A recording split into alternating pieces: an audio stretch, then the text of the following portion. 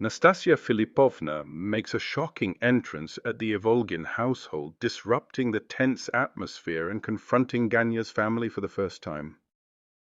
The meeting between Nastasya and Ganya's family is marked by veiled mockery, embarrassment, and social discomfort, especially for Ganya, who becomes visibly distressed and humiliated.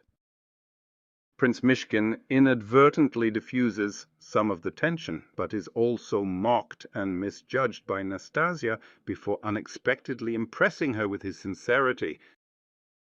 General Ivolgin arrives in full pomp and gives an embellished and likely plagiarized anecdote, which entertains some and mortifies others, especially Ganya.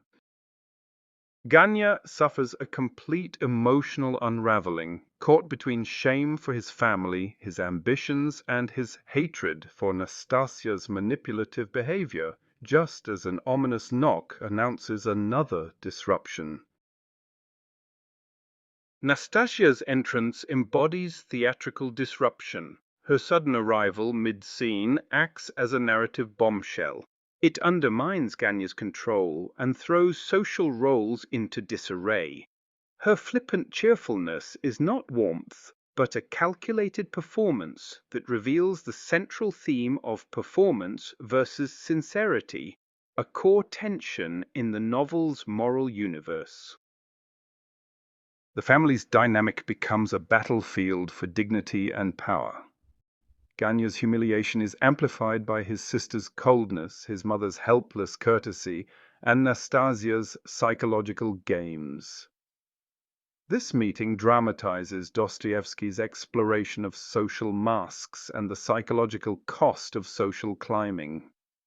Ganya's ambitions are revealed as fragile pretenses that collapse under pressure. Myshkin is cast as the innocent truth-teller, but also the scapegoat. His awkward sincerity, born of deep empathy rather than social understanding, inadvertently exposes others' pretensions. While mocked, his words cut through the hypocrisy, momentarily humanizing the scene.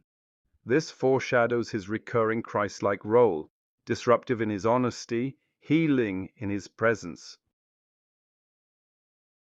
General Ivolgin's anecdote becomes a grotesque farce. His absurd story, borrowed wholesale from a newspaper, serves as comic relief but also deepens the tragicomedy.